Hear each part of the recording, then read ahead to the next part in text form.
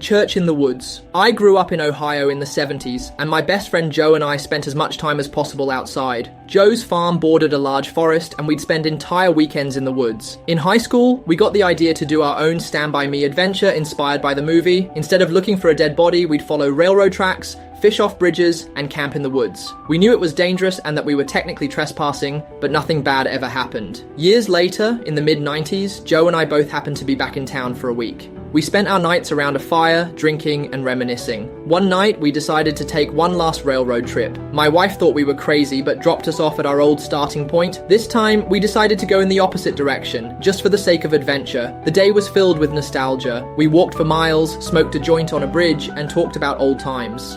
As the sun started to set, we found a place to camp in a thickly wooded area. Before setting up our hammocks, we decided to scout the area, just like we used to. We walked 100 yards into the woods and up a small hill. That's when we saw it.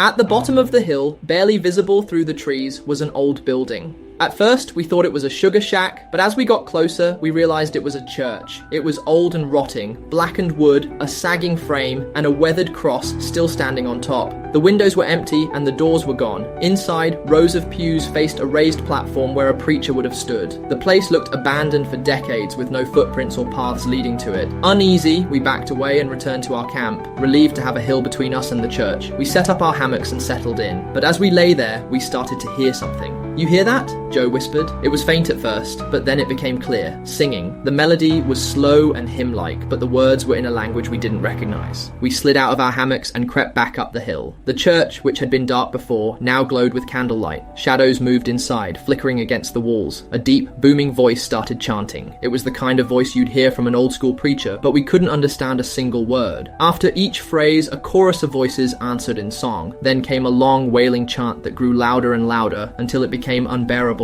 Then, silence. I turned to Joe, ready to say we needed to get out of there, but he grabbed my arm and hissed, "They're coming out!" A line of figures emerged from the doorway, holding hands in single file. Some had flashlights which shook erratically as they moved. The singing started again, and the lights began heading toward the hill, toward us. We ran. We grabbed our gear and sprinted to the tracks, running as fast as we could. After a few minutes, we glanced back and saw the lights coming down the hill, still shaking wildly. We kept moving, switching between sprinting and fast walking until we finally reached a road. We walked to a gas station and called my wife to pick us up. When we told people what happened, they laughed and said it was just kids messing around. But I know what I heard. Those voices didn't sound like kids. To this day, I have no idea who they were, but it was the creepiest thing I've ever experienced in the woods.